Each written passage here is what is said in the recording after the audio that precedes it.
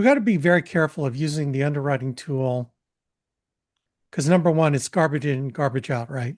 If someone doesn't fess up to everything that is wrong with them, then it's going to give us bad information because we put in bad information. Like if they forget to tell us about a aortic, what is it, Mary? That they Aortic had aneurysm. an aortic aneurysm. If they forget to tell us that, well, no matter what else we put in the underwriting tool, it's not going to work, right? So it doesn't help.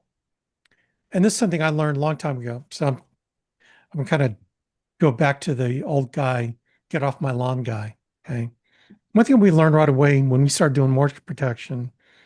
Well, first of all, back in the day, we knew on the phone, we asked, have you had cancer or heart attack or any heart issues, cancer and stroke? They say, yeah, sorry, we can't help you. And we go on to the next lead to find someone who didn't have those things, and we could talk to them. Okay. Then we learned when we got into the home, because we had our underwriting guides with us. So we had to look at all the conditions. We suddenly learned, or we started to learn, where we would just walk out because we couldn't do anything for them. Like, you know, so we kind of knew that. For example, they had a heart issue with diabetes.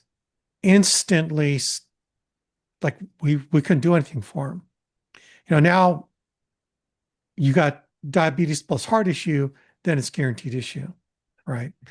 So here's why I'm saying this. Because you can get too cute and you get a decline from Mutual of Omaha, for example. So you're typing everything in, blah, blah, blah, blah. Then all of a sudden it gives you kind of an instant decision that, they came back as a decline. Like you can't proceed further because so you're thinking, whoa, what happened here? The underwriting tool said it could be accepted. Also, I'm getting a decline. Okay.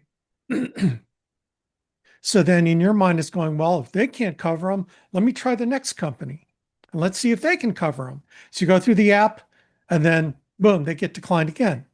Well, let's try another company. So you can keep going down the the underwriting tool and saying the next company, the next company. Okay. There's a reason why the first company declined them. And there's probably the same reason why the second company declined them. And it's the same reason why the third company declined them, because you're trying to be too cute. You're trying to, well, maybe this is a better policy because somehow blah, blah, blah. Well, okay, let me break the news to you. All insurance companies use general underwriting guidelines all on a computer program. So their underwriting is on a computer.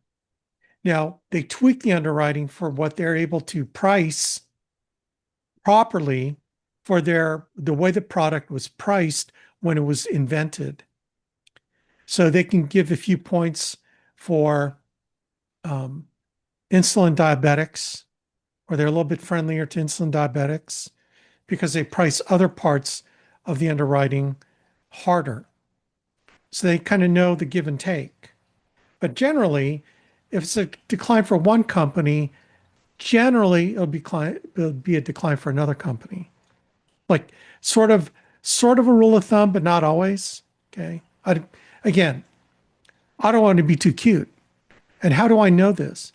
When I look at how many of your policies get declined when it gets through underwriting. Like you may not know up front until next week that you had 3 out of 5 policies declined. And why was it declined? Because something that the client didn't disclose to you. But Alex, I use the underwriting tool. Yes, except you didn't put in the aortic aneurysm. You didn't put in that they had COPD because they're smokers, but then they didn't disclose they had COPD or they had emphysema, right? You're thinking, oh, a smoker, that's all. I just run Americo with Eagle Premier because they get, you know, except he didn't tell you that he also has COPD, which let me break it to you. Someone who's smoking that is also has COPD and maybe is on oxygen is probably not a good combination. In other words, guaranteed issue. Do not pass go. Do not collect $200. Guaranteed issue. Guaranteed issue. Let me say it another time. Guaranteed issue. Don't try to be too cute. Please. You try to be too cute, you're taking through the gauntlet of declines, and then you have to come back and beg for an opportunity to get in front of them again, just so you can sell them guaranteed issue. Well, Alex, what is the chance of maybe I can squeeze them into this policy? I could maybe squeeze them into that policy. Oh, you mean that graded benefit policy that's almost like guaranteed issue? Maybe. But remember, you're operating on the premise that you think they disclose everything to you. Mhm. If they get a decline and you wrote down everything they told you, chances are they didn't disclose something that would be a decline with all the other carriers. So why do you go from point A to point F right away, or point A to point B to point C to point D, only to understand you're going to go to point F? Might as well go to point F quicker instead of taking through the gauntlet of you begging them to tell you what's wrong with them. Mhm. Now you can get really cute and try to finesse it out of them, and tell them tell them about your kids, tell your husband, oh, really, and you'll be just really nice and really nice. By the way, your policy got declined. Is there anything you didn't tell me? You know, now that's the one part where you got to get very good at making sure in the recruiting days back in when I was an executive recruiter, we called it putting steel in their backbone. In other words, getting them to tell you the dadgum truth about what the heck is wrong with them, right? So you get a decline, like just right there when you're with them on an app. Like, I mean, how long does it take to fill out an app, Mary, by the time you find out whether they'd approve them or not? About 30 minutes? Max, yeah. Depends on which app, but yeah, for the most part, 20 to 30 minutes. Okay. So you got 30 minutes. Do you want to spend another 30 trying to see if you can finesse them into a graded benefit? No. It's like, yeah, maybe, but by that time, maybe you've lost them because it's just taking too damn long, right? So just assume they lied to you and go for guaranteed issue. Like, just do it. Just go there and then start working the issue with them on pricing and all that. And then you can start talking about, well, I mean, come on, there's something else that you didn't remember. In other words, you don't want to tell them, you lied to me. Tell me what really is wrong with you. You want to be nice, right? It's like, there's probably something you forgot to tell me about your health. Think back. Is there anything else you forgot to tell me? And then shut up and let them, well, I think I got everything. Okay, no other surgeries. Did you have a heart attack or, start throwing stuff out there. You sure? Like, think real hard now. In like the last 5, 10 years, was there something that, some condition that you're taking medication for? Like, I'd try to suss them out of them. Otherwise, I'm just going to guaranteed issue. Like, screw it. I'm going to go to guaranteed issue. If they're not going to tell me the truth, then they deserve to pay higher rates and wait 2 years for the full benefit. Don't take the responsibility as long as you've done everything you could. Like, before you ask them the health questions, you do now, Joe, every insurance company has all their health records on you through this database in the sky. They know everything that's wrong with you. So if we don't disclose everything that you think is wrong with you, and they match it up against the database, and they don't see that you disclose something that is in the database, they're going to think you're lying. And we wouldn't want that, because if they think you're lying, they're probably not going to give you the policy. Does that make sense, Joe? So we wouldn't want to lie to the insurance company. They're going to think you're lying, but you and I know that you might have forgotten something. Okay. So we got to think real hard when I ask you these questions, whether or not you really had something or not. Does that make sense, Joe? Because I'd love to get you approved, but unless I give them all the health information that matches your database, then it's going to be hit or miss. Now, you really want to cover your daughter Mary, right? You want to make sure that when you die, that she's going to have enough money to take care of all your final expense situation, right? That's what you told me before. Is that correct? Yeah. Yeah. Okay, good. Awesome. Well, so when I ask you these health questions, just want to make sure that we disclose everything to the carrier so there's not going to be anything missing so they think you're lying to them. Does that make sense? Do you see what I'm doing? Like I am drawing this out because if I do it like this, you probably do half of what I've done. And then that's even going to be better than what you would have done, which would have been nothing, right? Okay.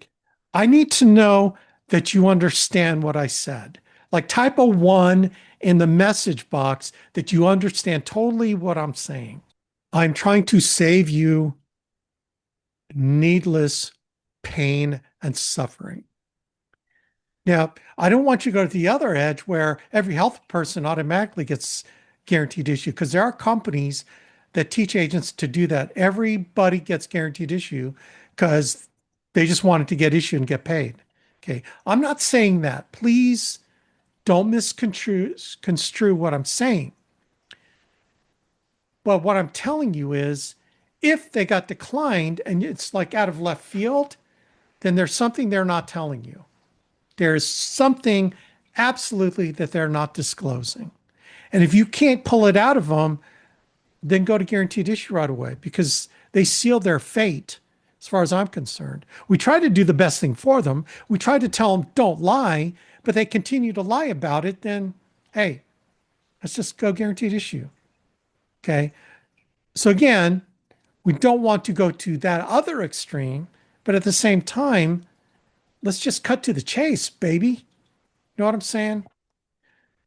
I mean, how many of you have run in situations where you thought you turned in three good policies only to find that all three were declined? Like, you know, anybody? Okay. Oh, Alice, you're just exaggerating. Yeah, bet me. Declines get people very discouraged. Number one, you're thinking you're making 1,000, 1,500 bucks, and then all of a sudden you discover all three were declined because of information that they did not disclose. And you're either going to quit or you're going to listen to what I say and you're going to do the right thing to make sure the client's taken care of. Okay. I don't know how I can make that Lori Knight. She had two. There you go. You have it happen enough, then you're going to be as anal as I am. How I'm teaching this. Okay. I'm serious as a heart attack. I'm serious as an aortic aneurysm. Okay. That we're, you know, that you need to kind of understand the context of the whole underwriting thing. Okay. And here's another thing. I'm going to address it because Mark had this question. He had a question on somebody wanted $1 million policy. He was born in 1978.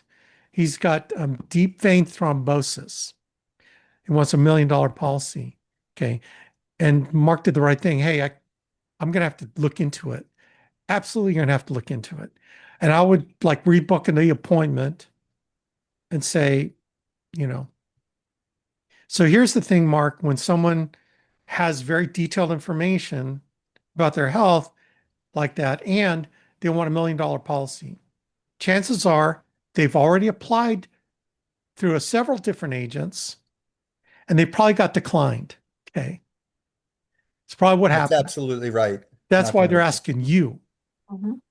when they come up with this stuff. So here's my question when someone says that to me. It's like, huh, wow, $1 million. Let me ask you a question, Joe. Why are you looking for $1 million term? You were born 1978, so you're X number of years old. why do you need $1 million? So that's one question I'm going to ask is why do you need $1 million? That's a lot. And I want them He's to a justify single income family. okay, there you go. I want to know that. And he says, well, I'm single income family. I want to make sure my children, my wife is going to be taken care of, blah, blah, blah, blah. Like, okay, so deep vein, deep vein thrombosis. How long have you been diagnosed with that? See, what I'm doing, Mark, is setting you up so that you can call underwriting for risk assessment. So deep vein thrombosis. When were you diagnosed? Okay. What medications are you taking? Okay. Are there any complications that you suffered from that? Okay. Because okay, so you need that to get a risk assessment from the insurance company. Then, the other, I think you had high blood pressure. How long have you had high blood pressure? What medications are you taking? Do you have any complications from high blood pressure? Is there anything else? Anything else? Are you a smoker? I just kind of go into it, right?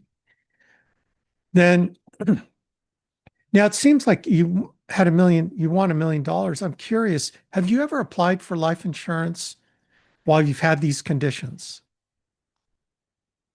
Like you can be honest with me because, the insurance carriers already know whether or not you've applied and you've been declined. And I need to know that. So have you ever applied for life insurance with these conditions and been declined life insurance? Do you see what I did? I just assumed you've been declined. I tell them, the insurance carriers already know.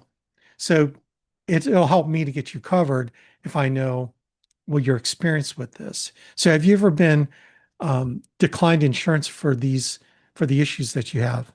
And I just shut up. Then I get them to answer the question.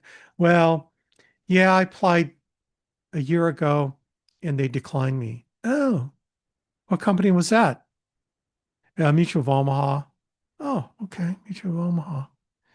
What specifically was in your situation that they declined you? Was it the deep vein thrombosis or was it something else? See, okay, so you know what I did there is I'm not just assuming it was deep vein thrombosis. Maybe it was something else, right? Like an aortic aneurysm. Okay. So when you ask it like that, you say, was it this or was it something else? Okay. So then that gets them to fess up what else is going wrong with them. Is there anything else that you need to tell me? And I smile and I shut up and I wait for the answer. Okay.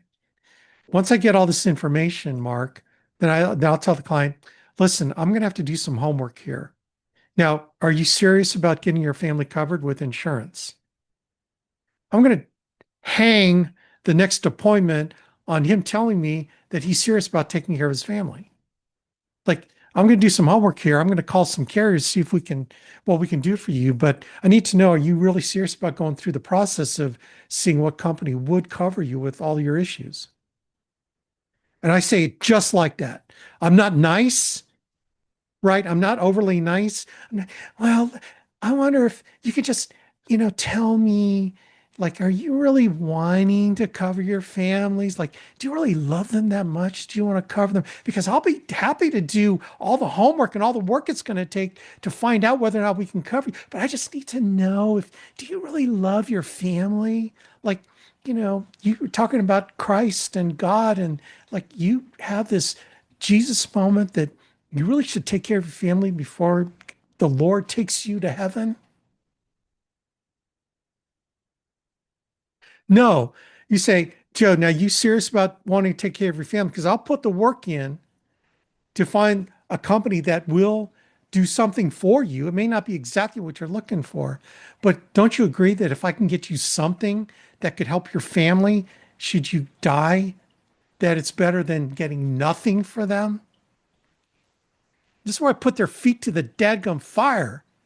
And I just wait. I'm smiling, but I say it just like that because I'm not going to waste my time and expertise on someone who doesn't want to take care of their family. And I'm smiling, I'm nice, but I'm not overly nice. but they know that I'm serious as an aortic aneurysm to help them. Then I just shut up. Oh, yeah, yeah, I want to, yeah, for sure. Okay. It's going to take me some time, probably over the next day.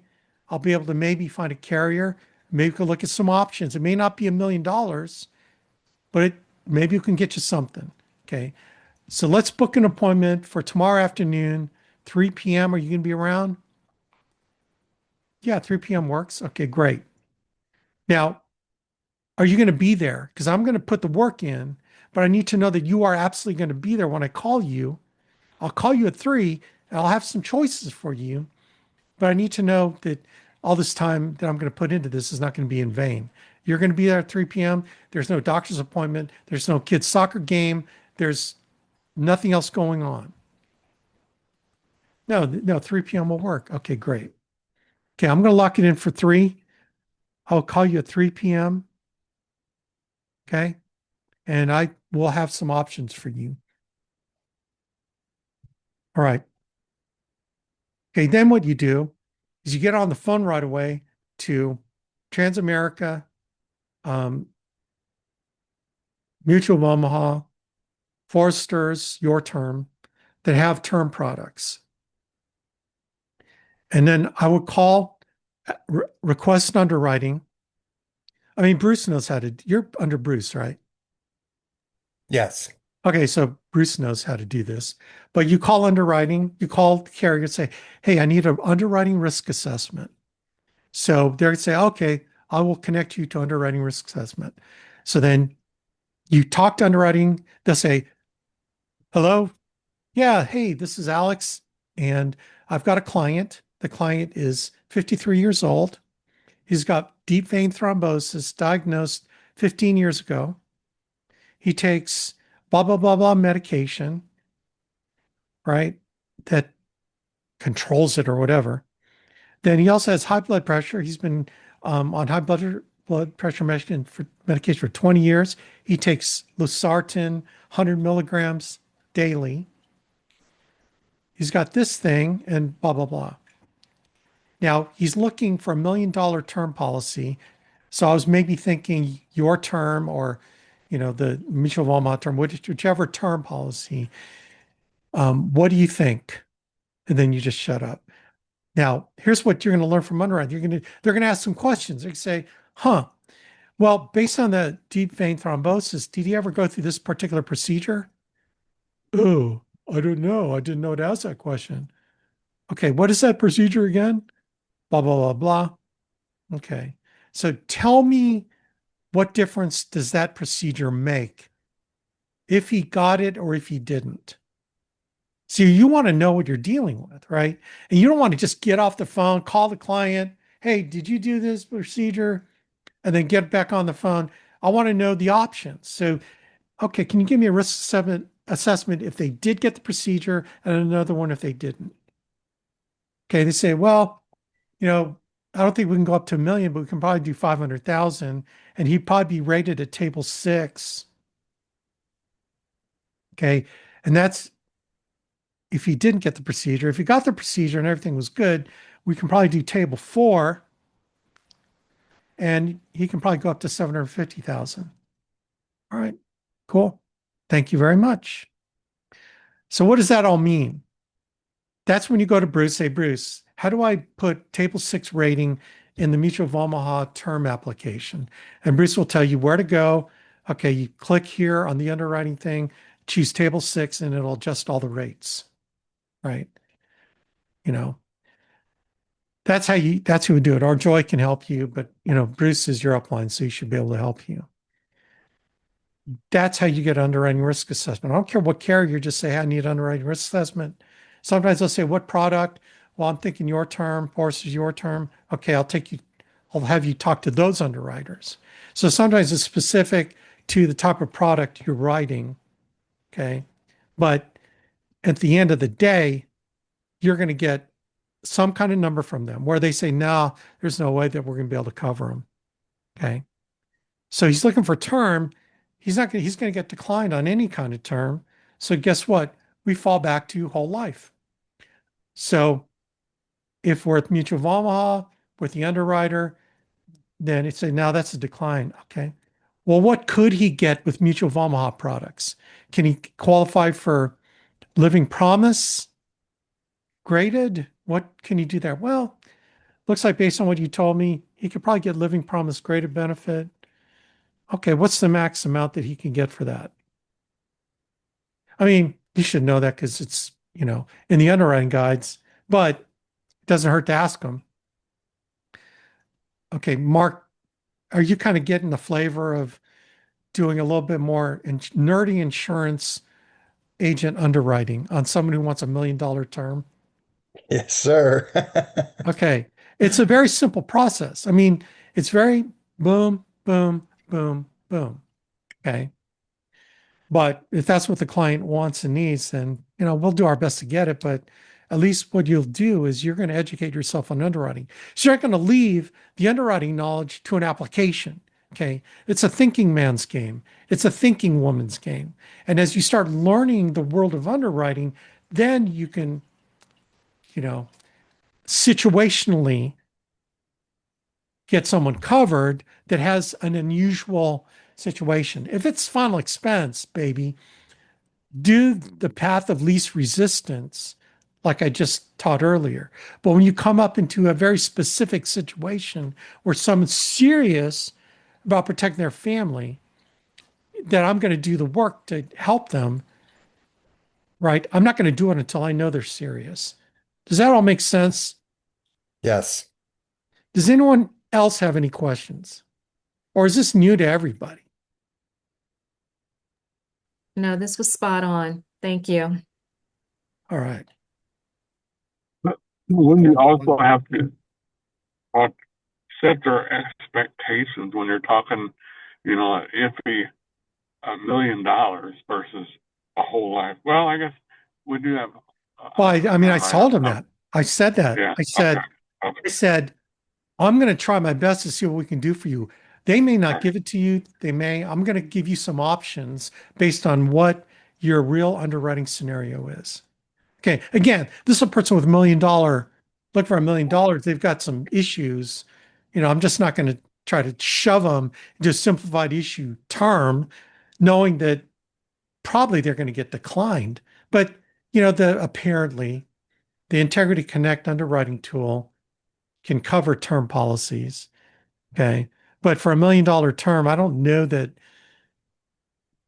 if that's going to be a good way to go. I mean, you could put it in there to see what happens, but I don't know. Well, Maybe, part of it was for when I put it in integrity, I couldn't get anything to come up. So okay. I had to go back to the ARC and then I had to call Bruce. Yeah. Right. So this is where, Well, probably makes sense to do a underwriting you risk got, assessment.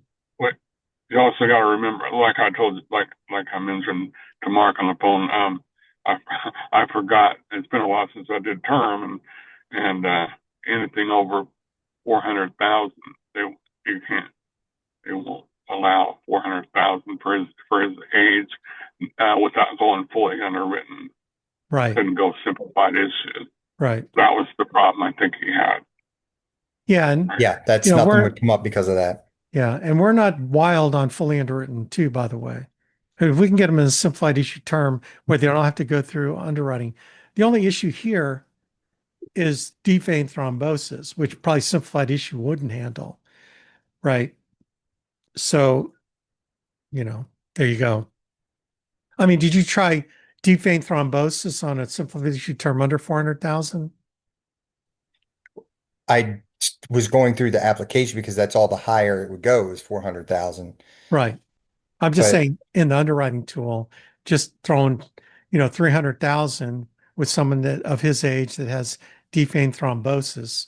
I'd be curious, See, these are the things you could do with that underwriting tool. Is just, hey, I'm curious. I wonder if we can get him 250,000, or will it go up to 400 with simplified issue with deep vein thrombosis? Like, I would just start testing it. It's called sensitivity testing in the engineering world, where you kind of see pushing, you push, push, push, and see, what will push back, if anything. That's just that kind of stuff's fun for me. I love doing that kind of stuff. But anyway, so that's kind of what I'd recommend for you tomorrow.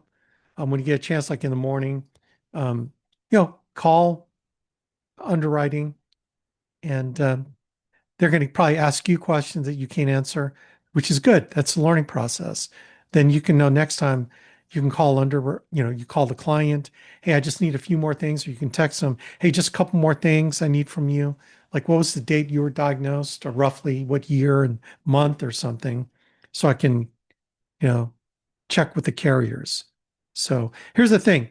If they answer you back, if they're like free with information, then you know you got someone who's serious. If they ghost you, then probably they weren't serious, right? So that's another way of confirmation on their intent. If they don't get back with you, then I drop them and then move on to the next person, right? Hey, real quick, I want to say Alex, something. real quick, with deep vein thrombosis, which is basically blood clots in your legs, in your legs and stuff, definitely be asking heart attack, stroke, pulmonary embolism, because most likely that clot's moved somewhere. So those are questions you definitely 100% need to ask if they say they have deep vein thrombosis, because the underwriters will 100% ask those questions. Have they ever had a history of those conditions? Yeah, and he's probably on blood thinners too. Correct. 100%. So the medications they're taking will also indicate um, the issues that they have. So whatever. Um, like I said, when you set them up for something's better than nothing close before you do the underwriting risk assessment, then you manage their expectations, right? Because you tell them, hey, I'm going to try my best, but listen, if I can find an option where we're getting them some kind of insurance protection, isn't something better than nothing? Get them to say yes, or if they say yes, then okay, cool. They say, well, if I can't have $1 million, then I don't want anything. Huh, that's interesting. So even if you qualify for 50,000 or 40,000 with all your issues, you don't think that's going to help your family. Again, you ask them questions, right? Because that right there will tell me, hey, look, I don't think I can do anything for you. Have a nice day. Give me a call when you decide to get serious about protecting your family. Click. I don't even give them a chance to reply. I'd say, hey, give a crap about their families. See, I work with people that love their families. I don't work with people that don't love their families. Does that make sense to you? People that don't love their families won't get their families covered. Well, that's kind of hard. Ask Alex. Yeah. Why would I want to cover someone where I'm more concerned about their family than they are? Right? I mean, it would be simple. It's simple to me. Is it simple for you? Is it that simple for you? Because it needs to be. I'm not going to care more about them than they do, because you're just chasing something that's never going anywhere. You wasted your time and mental energy on someone who doesn't deserve your time. Only work with people that deserve your time. You are constantly qualifying them to see, does this person still earn another minute of my mental energy and time and care? Or is it time to cut loose and go find the next person that cares about their family more than this knucklehead? Right? I'm making a point. Okay. I'm trying to teach a point. Am I making sense? Yes. Cool.